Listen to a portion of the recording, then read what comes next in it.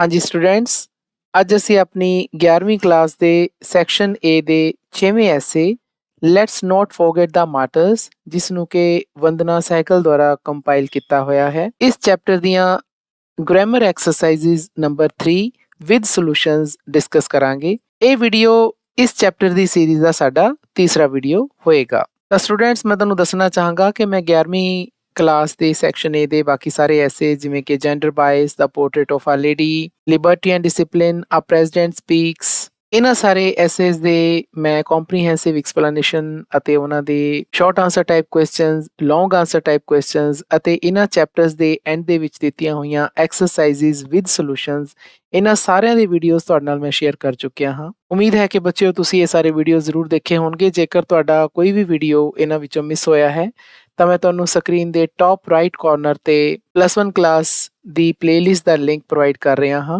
ਇਸ ਲਿੰਕ ਉੱਤੇ ਜਾ ਕੇ ਤੁਸੀਂ ਉਹ ਸਾਰੇ ਵੀਡੀਓਜ਼ ਦੇਖ ਸਕਦੇ ਹੋ ਜੋ ਵੀ ਤੁਹਾਡੇ ਮਿਸ ਹੋਏ ਹਨ। ਫਰੈਂਡਸ, ਮੈਂ ਤੁਹਾਨੂੰ ਦੱਸਣਾ ਚਾਹਾਂਗਾ ਕਿ ਮੈਂ let's not forget the martyrs chapter ਦੇ ਪਹਿਲੇ 2 ਵੀਡੀਓਜ਼ ਦੇ ਵਿੱਚ ਮੈਂ ਇਹ ਪੂਰਾ ਚੈਪਟਰ ਬਹੁਤ ਹੀ ਡਿਟੇਲ ਦੇ ਵਿੱਚ ਐਕਸਪਲੇਨ ਕੀਤਾ ਹੈ ਅਤੇ ਨਾਲ ਹੀ ਐਨਾਲਿਸਿਸ ਵੀ ਕੀਤਾ ਹੈ ਇਸ ਚੈਪਟਰ ਦਾ।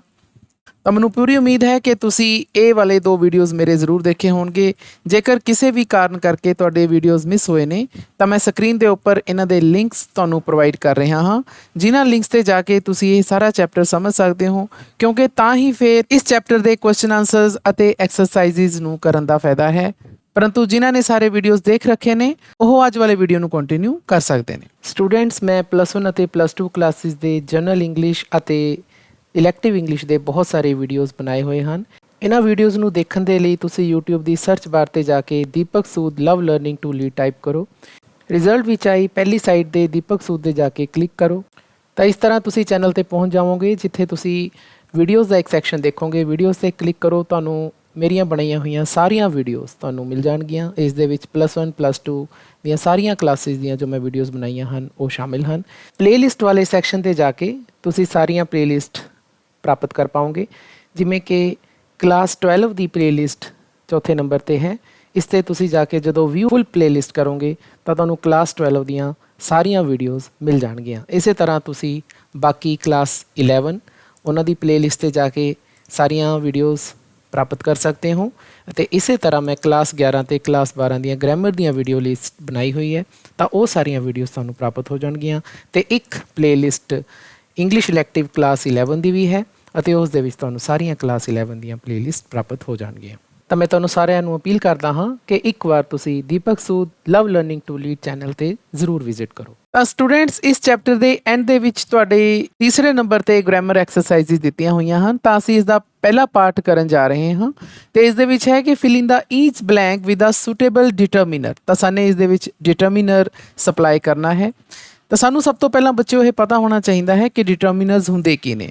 ਤਾਂ ਮੈਂ ਆਪਣੇ ਪਹਿਲਾਂ ਬਹੁਤ ਸਾਰੇ ਵੀਡੀਓਜ਼ ਦੇ ਵਿੱਚ ਡਿਟਰਮੀਨਰਸ ਦੀਆਂ ਐਕਸਰਸਾਈਜ਼ਸ ਕਰਵਾਈਆਂ ਨੇ। ਉਮੀਦ ਹੈ ਕਿ ਤੁਸੀਂ ਉਹ ਸਾਰੀਆਂ ਐਕਸਰਸਾਈਜ਼ ਜ਼ਰੂਰ ਦੇਖੀਆਂ ਹੋਣਗੀਆਂ। ਉਸ ਦੇ ਵਿੱਚ ਮੈਂ ਡਿਟਰਮੀਨਰਸ ਬਹੁਤ ਹੀ ਡਿਟੇਲ ਦੇ ਵਿੱਚ ਵੀ ਐਕਸਪਲੇਨ ਕੀਤੇ ਨੇ ਅਤੇ ਨਾਲ ਹੀ ਐਕਸਰਸਾਈਜ਼ਸ ਦੇ ਸੋਲੂਸ਼ਨ ਵੀ ਤੁਹਾਡੇ ਨਾਲ ਡਿਸਕਸ ਕੀਤੇ ਨੇ। ਇੱਕ ਵਾਰ ਫਿਰ ਤੁਹਾਨੂੰ ਮੈਂ ਡਿਟਰਮੀਨਰਸ ਬਾਰੇ ਜਾਣਕਾਰੀ ਦੇ ਦਿੰਦਾ ਹਾਂ। ਇਹ ਉਹ ਸ਼ਬਦ ਹੁੰਦੇ ਨੇ ਬੱਚਿਓ ਜਿਹੜੇ ਨਾਊਨਸ ਤੋਂ ਪਹਿਲਾਂ ਆ ਕੇ ਉਸ ਵੱਲ ਇਸ਼ਾਰਾ ਕਰਦੇ ਨੇ। ਇਹਨਾਂ ਦੀਆਂ 2 ਖਾਸੀਅਤਾਂ ਹੋ ਗਈਆਂ ਕਿ ਸਭ ਤੋਂ ਪਹਿਲਾਂ ਇਹ ਨਾਊਨਸ ਤੋਂ ਪਹਿਲਾਂ ਆਉਣਗੇ ਜੀ, ਇਹ ਨਾਊਨਸ ਤੋਂ ਪਹਿਲਾਂ ਆਉਣਗੇ ਅਤੇ ਇਹ ਉਸ ਵੱਲ ਇਸ਼ਾਰਾ ਕਰਦੇ ਨੇ। ਜਿਵੇਂ ਕਿ ਆਪਾਂ ਐਕਸਰਸਾਈਜ਼ ਕਰਦੇ ਹਾਂ ਤਾਂ ਸਾਨੂੰ ਕਲੀਅਰ ਹੋ ਜਾਏਗਾ। ਦੇਖੋ, ਸਭ ਤੋਂ ਪਹਿਲਾ ਸੈਂਟੈਂਸ ਹੈ ਕਿ wood you like dash T. ਹੁਣ ਸਾਡੇ ਕੋਲੇ 2 ਆਪਸ਼ਨਸ ਹੈ, ਐਨੀ ਔਰ ਸਮ। ਦੇਖੋ, ਮੈਂ ਤੁਹਾਨੂੰ ਕਿਹਾ ਹੈ ਕਿ ਨਾਊਨ ਤੋਂ ਪਹਿਲਾਂ ਆਉਂਦੇ ਨੇ, ਤਾਂ ਨੈਚੁਰਲੀ ਆ ਜਿਹੜੀ ਖਾਲੀ ਥਾਂ ਹੈ, ਜੇ ਸਾਨੇ ਡਿਟਰਮੀਨਰ ਇਸ ਪਾਉਣਾ ਹੈ ਤਾਂ ਇਹ ਵਾਲੀ ਖਾਲੀ ਥਾਂ ਤੋਂ ਬਾਅਦ ਚ ਨਾਊਨ ਆਇਆ ਹੋਏਗਾ, ਕਿਉਂਕਿ ਨਾਊਨ ਤੋਂ ਪਹਿਲਾਂ ਹੀ ਆਪਾਂ ਡਿਟਰਮੀਨਰ ਪਾਵਾਂਗੇ ਨਾ। ਤਾਂ ਦੈਟ ਮੀਨਸ ਜਿਹੜੀ ਟੀ ਹੈ it's a noun. Yes, it is a noun. Noun ਕੀ ਹੈ? ਇੱਕ ਅਜਿਹੀ ਚੀਜ਼ ਜਿਸ ਨੂੰ ਅਸੀਂ ਟੱਚ ਕਰ ਸਕਦੇ ਹਾਂ ਜਾਂ ਜਿਸ ਨੂੰ ਅਸੀਂ ਫੀਲ ਕਰ ਸਕਦੇ ਹਾਂ, ਉਹ ਨਾਊਨ ਹੈ। ਤਾਂ ਟੀ ਨੂੰ ਤਾਂ ਅਸੀਂ ਪੀ ਵੀ ਸਕਦੇ ਹਾਂ, ਤਾਂ ਇਟਸ ਅ ਨਾਊਨ। ਇਹ ਨਾਊਨ ਤੋਂ ਪਹਿਲਾਂ ਤਾਂ ਆਉਣਗੇ, ਚਲੋ ਇਹ ਤਾਂ ਕਲੀਅਰ ਹੈ ਕਿਉਂਕਿ ਖਾਲੀ ਥਾਂ ਹੈ, ਲੇਕਿਨ ਇਹ ਇਸ ਵੱਲ ਇਸ਼ਾਰਾ ਵੀ ਕਰਦੇ ਨੇ। ਹੁਣ ਸਾਡੇ ਕੋਲੇ 2 ਡਿਟਰਮੀਨਰਸ ਦੇ ਰੱਖੇ ਨੇ, ਐਨੀ ਔਰ ਸਮ। ਇੱਥੇ ਇਹ ਥੋੜਾ ਟ੍ਰਿਕੀ ਕੁਐਸਚਨ ਹੈ ਕਿਉਂਕਿ ਐਨੀ ਔਰ ਸਮ ਕਈ ਵਾਰੀ ਦੋਨੇ ਯੂਜ਼ ਹੋ ਜਾਂਦੇ ਨੇ, ਲੇਕਿਨ ਜ਼ਿਆਦਾ ਐਪਰੋਪਰੀਏਟ ਸਮ ਹੈ। ਅਸੀਂ ਇੱਥੇ ਕਹਾਂਗੇ would you like some tea, ਕਿ ਤੁਸੀਂ ਚਾਹ ਲੈਣੀ ਪਸੰਦ ਕਰੋਗੇ।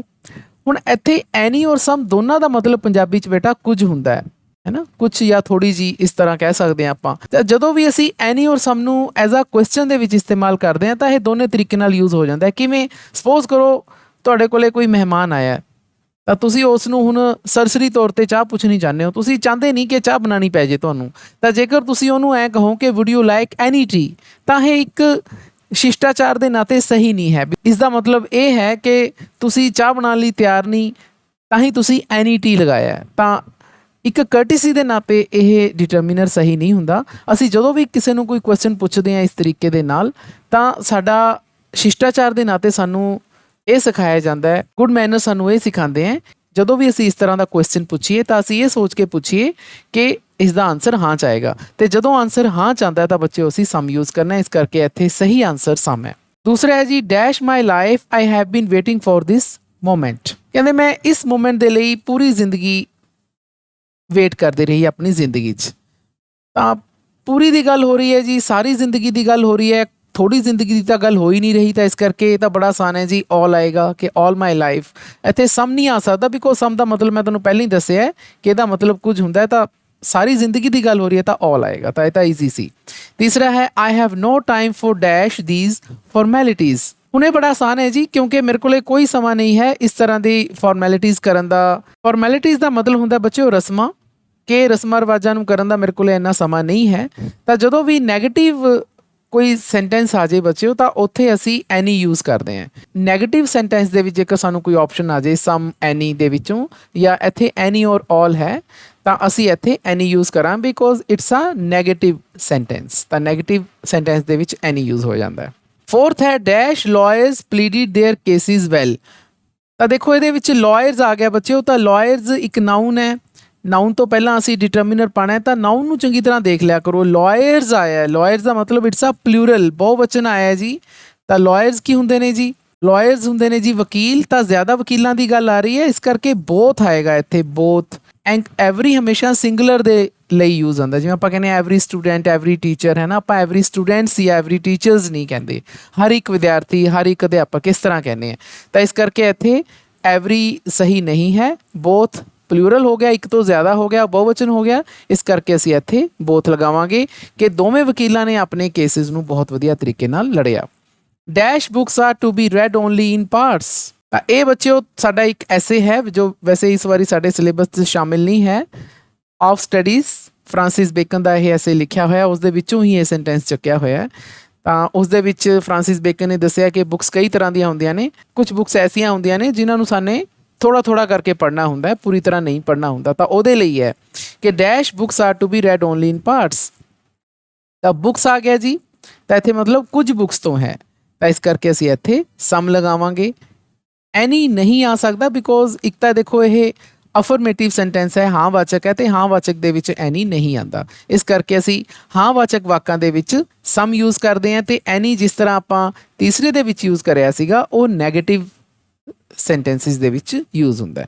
ਉਮੀਦ ਹੈ ਸਟੂਡੈਂਟਸ ਕਿ ਇਹ ਵਾਲੀ ਡਿਟਰਮੀਨਰਸ ਵਾਲੀ ਐਕਸਰਸਾਈਜ਼ ਤੁਹਾਨੂੰ ਕਲੀਅਰ ਹੋ ਗਈ ਹੋਵੇਗੀ। ਤਾਂ ਬੱਚਿਓ ਅਸੀਂ ਇਸੇ ਤੀਸਰੇ ਪਾਰਟ ਦੀ ਇੱਕ ਹੋਰ ਤੀਸਰੀ ਐਕਸਰਸਾਈਜ਼ ਕਰਨ ਜਾ ਰਹੇ ਹਾਂ। ਇਸ ਦੇ ਵਿੱਚ ਸਾਨੂੰ ਦੱਸਿਆ ਹੋਇਆ ਹੈ ਕਿ ਆਈਡੈਂਟੀਫਾਈ ਦਾ ਟੈਂਸਿਸ ਇਨ ਦਾ ਗਿਵਨ ਸੈਂਟੈਂਸਿਸ, ਕਿ ਸਾਨੇ ਇਹ ਵਾਲੇ ਜਿਹੜੇ 5 ਸੈਂਟੈਂਸਿਸ ਜਿਹੜੇ ਸਾਨੂੰ ਦਿੱਤੇ ਹੋਏ ਹੈ, ਇਹਦੇ ਸਾਨੇ ਟੈਂਸ ਦੱਸਣੇ ਨੇ ਕਿ ਟੈਂਸ ਕਿਹੜੇ ਕਿਹੜੇ ਨੇ। ਤਾਂ ਪਹਿਲਾ ਹੈ ਜੀ ਵਾਕ ਸਾਡਾ, everybody is out to abuse and rape the country. ਤਾਂ ਬੱਚਿਓ ਜਦੋਂ ਵੀ ਤੁਸੀਂ ਟੈਂਸ ਕਰਨੇ ਹੈ ਨਾ, ਤਾਂ ਸਭ ਤੋਂ ਪਹਿਲਾਂ ਤੁਹਾਨੂੰ ਵਰਬ ਦੀ ਜਾਣਕਾਰੀ ਹੋਣੀ ਬਹੁਤ ਜ਼ਰੂਰੀ ਹੈ। ਦੇਖੋ ਵਰਬ ਸਾਨੂੰ ਪੂਰੀ ਤਰ੍ਹਾਂ ਡਿਟੇਲ ਦੇ ਵਿੱਚ 6th ਕਲਾਸ 'ਚ ਆਉਣੀਆਂ ਸ਼ੁਰੂ ਹੋ ਜਾਂਦੀਆਂ ਨੇ। ਉਮੀਦ ਹੈ ਕਿ ਤੁਸੀਂ 6th ਕਲਾਸ ਵਾਲੀ ਜਿਹੜੀ ਬੁੱਕ ਹੈ ਉਸ ਦੀਆਂ ਵਰਬਸ ਤੁਸੀਂ ਯਾਦ ਕੀਤੀਆਂ ਹੋਣਗੀਆਂ, ਤੇ ਤੁਸੀਂ ਉਹਨਾਂ ਨੂੰ ਯੂਜ਼ ਵੀ ਕਰਦੇ ਹੋਵੋਗੇ। ਤੇ ਉਸ ਤੋਂ ਬਾਅਦ ਵੀ ਸਾਡੇ ਕੋਲੇ ਵਰਬਸ ਆਉਂਦੀਆਂ ਰਹੀਆਂ ਨੇ ਹਰ ਕਲਾਸ 'ਚ। ਤੇ ਜੇਕਰ ਹਰ ਇੱਕ ਬੱਚੇ ਨੂੰ ਵਰਬਸ ਬਾਰੇ ਪਤਾ ਹੈ, ਉਸ ਦੀਆਂ ਤਿੰਨੇ ਫਾਰਮਸ ਬਾਰੇ ਪਤਾ, ਤਾਂ ਉਹਨੂੰ ਟੈਂਸ ਯਾਦ ਕਰਨੇ ਜਾਂ ਟੈਂਸ ਸਮਝਣੇ ਕੋਈ ਔਖੇ ਨਹੀਂ ਹਨ। ਤਾਂ ਸਭ ਤੋਂ ਪਹਿਲਾਂ ਬੱਚਿਓ ਜਦੋਂ ਵੀ ਤੁਸੀਂ ਟੈਂਸ ਦੇਖਣਾ ਹੈ ਕਿਸੇ ਵੀ ਸੈਂਟੈਂਸ ਦੇ ਵਿੱਚ, ਤਾਂ ਉਹਦੀ ਪਹਿਲਾਂ ਮੇਨ ਵਰਬ ਲੱਭੋ ਕਿ ਮੇਨ ਵਰਬ ਕਿਹੜੀ ਹੈ। ਸਿੱਧਾ ਹੀ ਟੈਂਸ ਲੱਭਣ ਦੀ ਕੋਸ਼ਿਸ਼ ਨਾ ਕਰੋ। ਦੇਖੋ ਇਹਦਾ ਮਤਲਬ ਇਹ ਹੈ ਕਿ ਹਰ ਇੱਕ ਜਣਾ ਆਪਣੇ ਦੇਸ਼ ਨੂੰ ਮਾੜਾ ਚੰਗਾ ਬੋਲਣ ਦੇ ਲਈ ਤੁਲਿਆ ਹੋਇਆ ਹੈ, ਇਹਦਾ ਮਤਲਬ ਇਹ ਹੈ। ਤਾਂ ਜੇਕਰ ਤੁਸੀਂ ਦੇਖੋ ਤੁਹਾਨੂੰ ਇੱਥੇ ਨਾ ਅੰਡਰਲਾਈਨ ਵੀ ਕਰ ਰੱਖੀ ਹੈ ਮੇਨ ਵਰਬ, ਤੁਹਾਡੀ ਸਹੂਲੀਅਤ ਦੇ ਲਈ ਇਹਨਾਂ ਸੈਂਟੈਂਸਿਸ ਦੇ ਵਿੱਚ ਜਿਹੜੀ ਮੇਨ ਵਰਬ ਹੈ ਉਹਨੂੰ ਅੰਡਰਲਾਈਨ ਕੀਤਾ ਹੋਇਆ, ਇਸ ਦੇ ਨੀਚੇ ਅੰਡਰਲਾਈਨ ਕੀਤਾ ਹੋਇਆ। ਤਾਂ ਜੇ ਤੁਹਾਨੂੰ ਪਤਾ ਹੋਵੇ ਬੱਚਿਓ, ਤਾਂ ਇਜ਼ MR ਸਾਡੀ ਫਸਟ ਵਰਬ ਹੈ, ਇਹਨੂੰ ਅਸੀਂ ਕੰਬਾਈਨ ਤੌਰ ਤੇ BEB ਕਹਿ ਦਿੰਦੇ ਹਾਂ।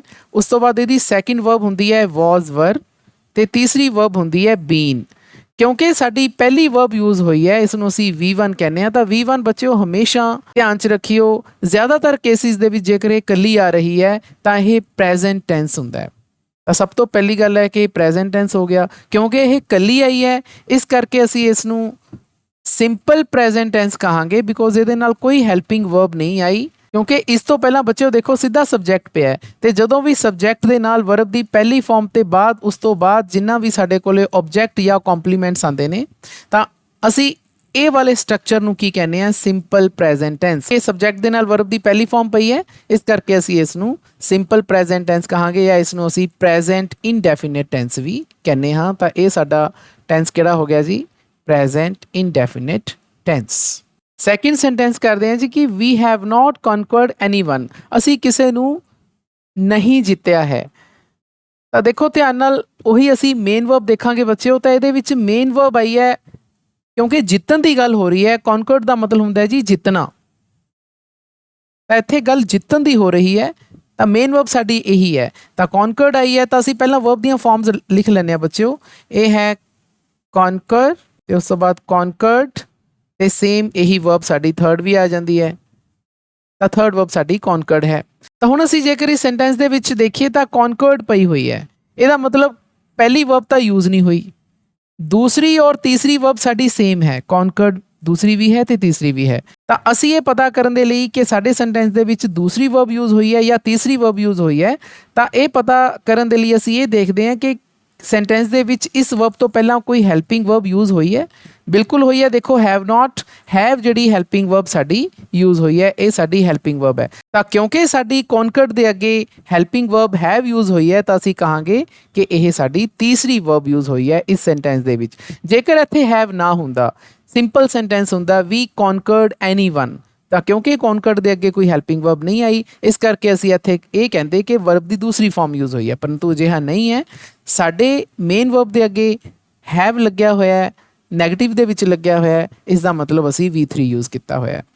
ਤਾਂ ਸਾਡਾ ਸਬਜੈਕਟ ਤਾਂ ਹੋ ਗਿਆ ਵੀ, ਤਾਂ ਇਹਦਾ ਮਤਲਬ ਸਬਜੈਕਟ ਦੇ ਨਾਲ ਹੈਵ ਲੱਗਿਆ ਹੋਇਆ ਹੈ, ਤੇ ਉਸ ਤੋਂ ਬਾਅਦ ਨੋਟ ਤੋਂ ਬਾਅਦ ਸਾਡੇ ਕੋਲੇ V3 ਲੱਗੀ ਹੋਈ ਹੈ।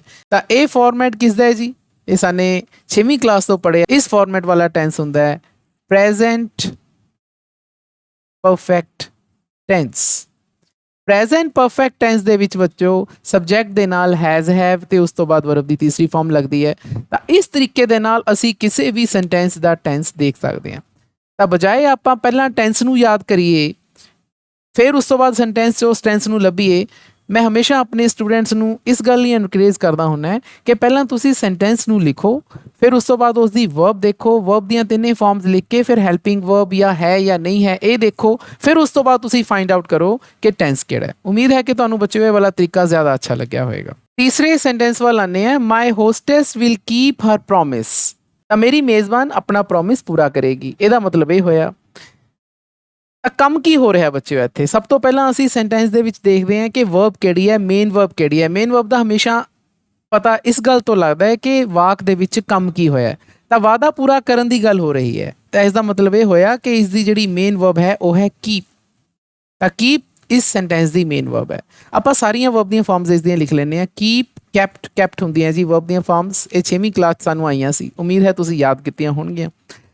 ਤਾਂ ਦੇਖੋ ਕੈਪਟ ਤਾਂ ਲੱਗਿਆ ਹੀ ਨਹੀਂ ਹੋਇਆ, ਇਹਦਾ ਮਤਲਬ ਦੂਸਰੀ ਤੀਸਰੀ ਵਰਬ ਤਾਂ ਇਸ ਸੈਂਟੈਂਸ 'ਚ ਆਈ ਹੋ ਨਹੀਂ ਹੈ। ਤਾਂ ਵਰਬ ਦੀ ਪਹਿਲੀ ਫਾਰਮ ਆਈ ਹੈ, ਆਪਾਂ ਇੱਥੇ ਲਿਖ ਲੈਂਦੇ ਹਾਂ। ਵਰਬ ਦੀ ਪਹਿਲੀ ਫਾਰਮ ਤੋਂ ਪਹਿਲਾਂ ਇੱਕ ਹੈਲਪਿੰਗ ਵਰਬ ਵੀ ਆਈ ਹੈ, ਉਹ ਹੈ ਵਿਲ। ਤਾਂ ਆਪਾਂ ਇੱਥੇ ਵਿਲ ਵੀ ਪਾ ਲੈਂਦੇ ਹਾਂ। ਤੇ ਉਸ ਤੋਂ ਪਹਿਲਾਂ ਸਾਡੀ ਮਾਈ ਹੋਸਟੈਸ ਸਬਜੈਕਟ ਹੈ, ਤਾਂ ਸਬਜੈਕਟ ਦੇ ਨਾਲ ਵਿਲ ਦੇ ਨਾਲ ਵਰਬ ਦੀ ਪਹਿਲੀ ਫਾਰਮ, ਇਹ ਕਿਸ ਦਾ ਫਾਰਮੈਟ ਹੁੰਦਾ ਹੈ, ਕਿਹੜੇ ਟੈਂਸ ਦਾ ਫਾਰਮੈਟ ਹੁੰਦਾ ਹੈ? ਇਹ ਫਾਰਮੈਟ ਹੁੰਦਾ ਹੈ ਜੀ simple future tense. Simple future tense ਦੇ ਵਿੱਚ ਬੱਚਿਓ ਸਬਜੈਕਟ ਦੇ ਨਾਲ ਵਿਲ ਔਰ ਸ਼ੈਲ ਲਾ ਕੇ ਅਸੀਂ ਵਰਬ ਦੀ ਪਹਿਲੀ ਫਾਰਮ ਲਗਾਉਂਦੇ ਹਾਂ। ਉਮੀਦ ਹੈ ਬੱਚਿਓ ਤੁਹਾਨੂੰ ਇਹ ਤੀਸਰਾ ਸੈਂਟੈਂਸ ਵੀ ਸਮਝ ਆ ਗਿਆ ਹੋਵੇਗਾ। ਫੋਰਥ ਸੈਂਟੈਂਸ ਕਰਦੇ ਹਾਂ ਕਿ ਆ commission of inquiry is leaving for Hiroshima. Hiroshima ਦੇ ਲਈ ਇੱਕ ਪੁੱਛ ਪੜਤਾਲ ਕਰਨ ਵਾਲਾ ਕਮਿਸ਼ਨ ਜਾ ਰਿਹਾ ਹੈ। ਕਮਿਸ਼ਨ ਕੋਈ ਗਰੁੱਪ ਆਫ ਮੈਂਬਰਸ ਹੋ ਸਕਦੇ ਨੇ, ਕੁਝ ਬੰਦਿਆਂ ਦਾ ਸਮੂਹ ਹੋ ਸਕਦਾ ਹੈ, ਜਾਂਚ ਪੜਤਾਲ ਕਰਨ ਲਈ ਜਾ ਰਿਹਾ ਹੈ ਜੀ। ਤਾਂ ਸਭ ਤੋਂ ਪਹਿਲਾਂ ਅਸੀਂ ਇਸ ਵਾਕ ਦੇ ਵਿੱਚ ਇਹ ਦੇਖ ਰਹੇ ਹਾਂ ਕਿ ਕੰਮ ਕੀ ਹੋ ਰਿਹਾ ਹੈ। ਤਾਂ ਜਾਣ ਦਾ ਕੰਮ ਹੋ ਰਿਹਾ ਹੈ, ਤਾਂ ਇਹਦਾ ਮਤਲਬ ਸਾਡੀ ਮੇਨ ਵਰਬ ਕੀ ਹੈ ਜੀ ਲੀਵ। ਲੀਵ ਇਸ ਦੀਆਂ ਵਰਬ ਦੀਆਂ ਫਾਰਮਸ ਆਪਾਂ ਲਿਖ ਲੈਣੇ ਇੱਕ ਵਾਰੀ। ਲੀਵ ਲੈਫਟ, ਲੈਫਟ ਹੁੰਦੀਆਂ ਜੀ। ਤਾਂ ਲੈਫਟ ਤਾਂ ਸੈਂਟੈਂਸ 'ਚ ਆਇਆ ਹੀ ਨਹੀਂ। ਸਾਡੀ ਪਹਿਲੀ ਵਰਬ ਹੀ ਆਈ ਹੈ, ਉਹ ਹੈ ਲੀਵ, ਤੇ ਲੀਵ ਦੇ ਨਾਲ ING ਲੱਗਿਆ ਹੋਇਆ ਹੈ। ਕੱਲਾ ਲੀਵ ਨਹੀਂ ਆਇਆ, ਲੀਵ ਦੇ ਨਾਲ ING ਲੱਗਿਆ ਹੋਇਆ। ਤਾਂ ਮੈਂ ਬੱਚਿਓ ਹਮੇਸ਼ਾ ਆਪਣੇ ਸਟੂਡੈਂਟਸ ਨੂੰ ਇਹ ਕਹਿਣਾ ਹੁੰਦਾ ਹੈ ਕਿ ਜਦੋਂ ਵਰਬ ਦੀ ਫਸਟ ਫਾਰਮ ਦੇ ਨਾਲ ING ਲੱਗ ਜੇ ਤਾਂ ਇੱਕ ਵਰਡ ਤੁਹਾਡੇ ਦਿਮਾਗ ਦੇ ਵਿੱਚ ਨਾਲ ਦੀ ਨਾਲ ਆਉਣਾ ਚਾਹੀਦਾ ਹੈ, ਉਹ ਹੈ ਕੰਟੀਨਿਊਸ। ਵਰਬ ਦੀ ਫਸਟ ਫਾਰਮ ਦੇ ਨਾਲ ING ਦਾ ਮਤਲਬ ਹੈ ਕਿ ਕੰਮ ਹਜੇ ਹੋ ਰਿਹਾ ਹੈ, ਕੰਟੀਨਿਊਸ ਹੋ ਰਿਹਾ ਹੈ, ਜੇ ਜਾਰੀ ਹੈ ਤਾਂ ਜਾਰੀ ਦੀ ਇੰਗਲਿਸ਼ ਹੁੰਦੀ ਹੈ ਕੰਟੀਨਿਊਸ। ਵਰਬ ਦੀ ਫਸਟ ਫਾਰਮ ਦੇ ਨਾਲ ING ਦਾ ਮਤਲਬ ਹੈ ਕੰਟੀਨਿਊਸ, ਤਾਂ ਇਹ ਕੰਟੀਨਿਊਸ ਟੈਂਸ ਹੈ। ਹੁਣ ਕੰਟੀਨਿਊਸ ਟੈਂਸ ਤਾਂ ਹੈ, ਪਰ ਇਹ ਕਿਹੜਾ ਹੈ? ਪ੍ਰੈਜ਼ੈਂਟ ਹੈ, ਪਾਸਟ ਹੈ ਕਿ ਫਿਊਚਰ ਹੈ? ਕਿਉਂਕਿ ਕੰਟੀਨਿਊਸ ਟੈਂਸ 3 ਤਰ੍ਹਾਂ ਦਾ ਹੁੰਦਾ ਹੈ। ਤਾਂ ਇਹ ਸਾਨੂੰ ਪਤਾ ਲੱਗਦਾ ਜੀ ਇਸ ਤੋਂ ਪਹਿਲਾਂ ਵਾਲੀ ਹੈਲਪਿੰਗ ਵਰਬ ਦੇਖ ਕੇ। ਇਸ ਤੋਂ ਪਹਿਲਾਂ ਵਾਲੀ ਵਰਬ ਹੈ ਜੀ ਇਜ਼। ਤਾਂ ਇਜ਼ ਮੈਂ ਤੁਹਾਨੂੰ ਪਹਿਲਾਂ ਹੀ ਦੱਸਿਆ ਸੀ ਬੱਚਿਓ, ਇਹ ਸਾਡੀ ਪਹਿਲੀ ਵਰਬ ਹੁੰਦੀ ਹੈ। ਯਾਦ ਕਰੋ, ਮੈਂ ਤੁਹਾਨੂੰ ਦੱਸਿਆ ਸੀ ਕਿ ਇਜ਼, MR ਇਹ ਸਾਡੀ ਵਰਬ ਦੀਆਂ ਪਹਿਲੀਆਂ ਫਾਰਮਸ ਹੁੰਦੀਆਂ ਨੇ। ਕਿਉਂਕਿ ਪਹਿਲੀ ਫਾਰਮ ਹੈ ਤੇ ਪਹਿਲੀ ਫਾਰਮ ਦਾ ਮਤਲਬ ਕੀ ਹੈ ਜੀ? ਪ੍ਰੈਜ਼ੈਂਟ, ਤਾਂ ਇਸ ਕਰਕੇ ਇਹ ਪ੍ਰੈਜ਼ੈਂਟ ਕੰਟੀਨਿਊਸ ਟੈਂਸ ਹੈ। ਤਾਂ ਬੱਚਿਓ ਹਮੇਸ਼ਾ ਵਰਬਸ ਵੱਲ ਧਿਆਨ ਦਿਓ। ਮੇਰਾ ਮਨੋਰਥ ਇਸ ਐਕਸਰਸਾਈਜ਼ ਨੂੰ ਤੁਹਾਡੇ ਨਾਲ ਡਿਸਕਸ ਕਰਨ ਦਾ ਇਹ ਸੀ ਕਿ ਤੁਸੀਂ ਸੈਂਟੈਂਸਿਸ ਨੂੰ ਸਹੀ ਢੰਗ ਨਾਲ ਦੇਖੋ। ਜ਼ਿਆਦਾਤਰ ਬੱਚੇ ਕੀ ਕਰਦੇ ਨੇ, ਉਹ ਟੈਂਸਿਸ ਤੇ ਰੱਟੇ ਲਗਾਉਂਦੇ ਨੇ, ਤੇ ਰੱਟੇ ਲਗਾਉਣ ਤੋਂ ਬਾਅਦ ਉਹ ਇੱਕ ਟੈਂਸ ਨੂੰ ਇਸ ਦੇ ਵਿੱਚ ਫਿੱਟ ਕਰਕੇ ਦੇਖਦੇ ਨੇ ਵੀ ਆਹ ਟੈਂਸ ਹੈ। ਉਹ ਤਰੀਕਾ ਠੀਕ ਨਹੀਂ ਹੈ। ਤੁਸੀਂ ਸੈਂਟੈਂਸ ਨੂੰ ਚੰਗੀ ਤਰ੍ਹਾਂ ਦੇਖੋ, ਉਹਦੇ ਵਿੱਚ ਵਰਬਸ ਜਿਹੜੀਆਂ ਆਈਆਂ ਨੇ ਜਾਂ ਉਹਦੇ ਨਾਲ ਜਿਹੜੀਆਂ ਹੈਲਪਿੰਗ ਵਰਬਸ ਜਿਹੜੀਆਂ ਆਈਆਂ ਨੇ ਉਹਨਾਂ ਨੂੰ ਧਿਆਨ ਨਾਲ ਦੇਖੋ, ਤੇ ਜਦੋਂ ਤੁਸੀਂ ਉਹਨਾਂ ਨੂੰ ਐਨਾਲਾਈਜ਼ ਕਰੋਗੇ ਤਾਂ ਤੁਹਾਨੂੰ ਟੈਂਸ ਆਪਣੇ ਆਪ ਹੀ ਤੁਹਾਨੂੰ ਯਾਦ ਆ ਜਾਏਗਾ ਕਿ ਇਸ 'ਚ ਟੈਂਸ ਕਿਹੜਾ, ਤਾਂ ਰੱਟੇ ਲਾਉਣ ਦੀ ਜ਼ਰੂਰਤ ਨਹੀਂ ਹੈ। ਲਾਸਟ ਹੈ ਜੀ, ਅ ਕਾਰ ਵਾਜ਼ ਵੇਟਿੰਗ ਫॉर ਅਸ। ਇੱਕ ਕਾਰ ਸਾਡੀ ਵੇਟ ਕਰ ਰਹੀ ਸੀ। ਕੰਮ ਕੀ ਹੋ ਰਿਹਾ ਹੈ? ਵੇਟ ਕਰਨ ਦਾ ਹੋ ਰਿਹਾ ਹੈ ਜੀ, ਇੰਤਜ਼ਾਰ ਕਰਨ ਦਾ ਕੰਮ ਹੋ ਰਿਹਾ। ਦੈਟ ਮੀਨ ਸਾਡੀ ਮੇਨ ਵਰਬ ਕੀ ਹੈ? ਵੇਟ। ਤਾਂ ਵੇਟ ਅਸੀਂ ਇੱਥੇ ਲਿਖ ਲੈਂਦੇ ਹਾਂ। ਵੇਟ ਦੀਆਂ ਬਾਕੀ ਵਰਬਸ ਦੀਆਂ ਫਾਰਮਸ ਵੀ ਲਿਖ ਲੈਂਦੇ ਹਾਂ। ਵੇਟ, ਵੇਟਿਡ, ਵੇਟਿਡ ਹੁੰਦੀਆਂ ਜੀ। ਪਰ ਸਾਨੂੰ ਇਹ ਵੀ ਪਤਾ ਹੈ ਕਿ ਵੇਟਿਡ ਤਾਂ ਇਸ ਸੈਂਟੈਂਸ 'ਚ ਆਇਆ ਹੀ ਨਹੀਂ। ਆਇਆ ਕੀ ਹੈ? ਵੇਟ। ਪਹਿਲੀ ਵਰਬ ਆਈ ਹੈ, ਪਰੰਤੂ ਇਹ ਕੱਲੀ ਨਹੀਂ ਆਈ। ਦੇਖੋ ਧਿਆਨ ਨਾਲ, ING ਆਈ ਹੈ, ਤਾਂ ਵਰਬ ਦੀ ਫਸਟ ਫਾਰਮ ਦੇ ਨਾਲ ING ਆ ਗਈ। ਤਾਂ ਮੈਂ ਤੁਹਾਨੂੰ ਹੁਣੇ ਕੀ ਦੱਸਿਆ ਸੀ, ਇਹਦਾ ਮਤਲਬ ਕੀ ਹੋ ਗਿਆ? ਕੰਟੀਨਿਊਸ। ਜਦੋਂ ਵੀ ਬੱਚਿਓ ਵਰਬ ਦੀ ਫਸਟ ਫਾਰਮ ਦੇ ਨਾਲ ING ਆ ਗਈ, ਤੁਹਾਡੇ ਦਿਮਾਗ ਦੇ ਵਿੱਚ ਨਾਲ ਦੀ ਨਾਲ ਇਹ ਦਿਮਾਗ 'ਚ ਗੱਲ ਆਉਣੀ ਚਾਹੀਦੀ ਹੈ ਕਿ ਇਹ ਕੰਟੀਨਿਊਸ ਟੈਂਸ ਹੈ। ING ਵਰਬ ਦੀ ਫਸਟ ਫਾਰਮ ਦੇ ਨਾਲ ਦਾ ਮਤਲਬ ਕੰਟੀਨਿਊਸ ਟੈਂਸ ਹੈ। ਚਲੋ ਸਾਨੂੰ ਇਹ ਤਾਂ ਪਤਾ ਲੱਗ ਗਿਆ ਕਿ ਇਹ ਕੰਟੀਨਿਊਸ ਟੈਂਸ ਹੈ, ਪਰ ਸਾਨੂੰ ਇਹ ਕਿਵੇਂ ਪਤਾ ਲੱਗੇ ਕਿ ਇਹ ਪ੍ਰੈਜ਼ੈਂਟ ਹੈ, ਪਾਸਟ ਹੈ ਕਿ ਫਿਊਚਰ ਹੈ? ਕਿਉਂਕਿ ਕੰਟੀਨਿਊਸ ਟੈਂਸ ਤਾਂ 3 ਤਰ੍ਹਾਂ ਦਾ ਹੁੰਦਾ ਹੈ। ਤਾਂ ਫੋਰਥ ਸੈਂਟੈਂਸ ਦੇ ਵਿੱਚ ਵੀ ਮੈਂ ਤੁਹਾਨੂੰ ਇਹ ਤਰੀਕਾ ਦੱਸਿਆ ਸੀ ਕਿ ਇਸ ਤੋਂ ਪਹਿਲਾਂ ਵਾਲੀ ਹੈਲਪਿੰਗ ਵਰਬ ਦੇਖੋ। ਸਬਜੈਕਟ ਤਾਂ ਕਾਰ ਹੈ, ਲੇਕਿਨ ਵਾਜ਼ ਜਿਹੜੀ ਲੱਗੀ ਹੈ ਸਾਡੀ ਹੈਲਪਿੰਗ ਵਰਬ ਹੈ। ਤੇ ਤੁਹਾਨੂੰ ਮੈਂ ਵੀ ਦੱਸਿਆ ਸੀ ਕਿ ਇਜ਼, MR ਤਾਂ ਫਸਟ ਫਾਰਮ ਹੁੰਦੀ ਹੈ, ਦੂਸਰੀ ਇਹਦੀ ਫਾਰਮ ਹੁੰਦੀ ਹੈ ਵਾਜ਼ ਔਰ ਵਰ। ਤੇ ਜਦੋਂ ਵੀ ਬੱਚਿਓ ਵਾਜ਼ ਔਰ ਵਰ ਆ ਜੇ, ਇਹ ਦੂਸਰੀ ਫਾਰਮ ਹੁੰਦੀ ਹੈ, ਤੇ ਦੂਸਰੀ ਫਾਰਮ ਦਾ ਮਤਲਬ ਹੁੰਦਾ ਹੈ ਪਾਸਟ ਟੈਂਸ। ਵਰਬ ਦੀ ਸੈਕਿੰਡ ਫਾਰਮ ਦਾ ਮਤਲਬ ਹੁੰਦਾ ਹੈ ਪਾਸਟ। ਵਰਬ ਦੀ ਫਸਟ ਫਾਰਮ ਦਾ ਮਤਲਬ ਹੁੰਦਾ ਹੈ ਪ੍ਰੈਜ਼ੈਂਟ ਟੈਂਸ। ਤਾਂ ਪ੍ਰੈਜ਼ੈਂਟ ਤਾਂ ਇਹ ਹੈ ਨਹੀਂ ਕਿਉਂਕਿ ਇਜ਼, MR ਤਾਂ ਆਇਆ ਨਹੀਂ। ਵਾਜ਼ ਆਇਆ ਹੈ, ਵਾਜ਼ ਦੂਜੀ ਵਰਬ ਹੈ, ਦੂਜੀ ਵਰਬ ਦਾ ਮਤਲਬ ਹੈ ਪਾਸਟ ਹੈ।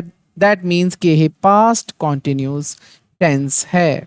ਤਾਂ ਸਟੂਡੈਂਟਸ, ਉਮੀਦ ਹੈ ਕਿ ਹੁਣ ਤੁਸੀਂ ਅੱਜ ਤੋਂ ਬਾਅਦ ਸੈਂਟੈਂਸਿਸ ਨੂੰ ਸਹੀ ਤਰੀਕੇ ਨਾਲ ਐਨਾਲਾਈਜ਼ ਕਰੋਗੇ ਅਤੇ ਫਿਰ ਤੁਹਾਨੂੰ ਟੈਂਸ ਯਾਦ ਕਰਨੇ ਕਦੇ ਵੀ ਔਖੇ ਨਹੀਂ ਰਹਿਣਗੇ। ਮੇਰੇ ਕਲਾਸ ਦੇ ਸਟੂਡੈਂਟਸ ਨੂੰ ਟੈਂਸ ਕਰਨੇ ਕਦੇ ਵੀ ਔਖੇ ਨਹੀਂ ਲੱਗਦੇ, ਬਿਕੋਜ਼ ਉਹਨਾਂ ਨੂੰ ਮੈਂ ਇਸੇ ਤਰੀਕੇ ਦੇ ਨਾਲ ਕਲਾਸ ਦੇ ਵਿੱਚ ਕਰਵਾਉਣਾ ਹੈ। ਤਾਂ ਉਮੀਦ ਹੈ ਬੱਚਿਓ ਤੁਹਾਨੂੰ ਇਹ ਵਾਲੀ ਐਕਸਰਸਾਈਜ਼ ਸਮਝ ਆ ਗਈ ਹੋਵੇਗੀ। ਜੇਕਰ ਫਿਰ ਵੀ ਕੋਈ ਡਾਊਟ ਹੈ ਤਾਂ ਤੁਸੀਂ ਮੈਨੂੰ ਕਮੈਂਟ ਸੈਕਸ਼ਨ ਵਿੱਚ ਪੁੱਛ ਸਕਦੇ ਹੋ। ਨੈਕਸਟ ਵੀਡੀਓ ਵਿੱਚ ਆਪਾਂ ਇਸ ਚੈਪਟਰ ਦੇ ਲੌਂਗ ਆਨਸਰ ਟਾਈਪ ਕੁਐਸਚਨਸ ਡਿਸਕਸ ਕਰਾਂਗੇ ਅਤੇ ਨਾਲ ਹੀ ਵੋਕੈਬਲਰੀ ਪ੍ਰੈਕਟਿਸਿਸ ਦੀਆਂ ਕੁਝ ਐਕਸਰਸਾਈਜ਼ਸ ਉਹ ਵੀ ਡਿਸਕਸ ਕਰਾਂਗੇ। ਫਿਰ ਮਿਲਦੇ ਹਾਂ ਜੀ, ਧੰਨਵਾਦ।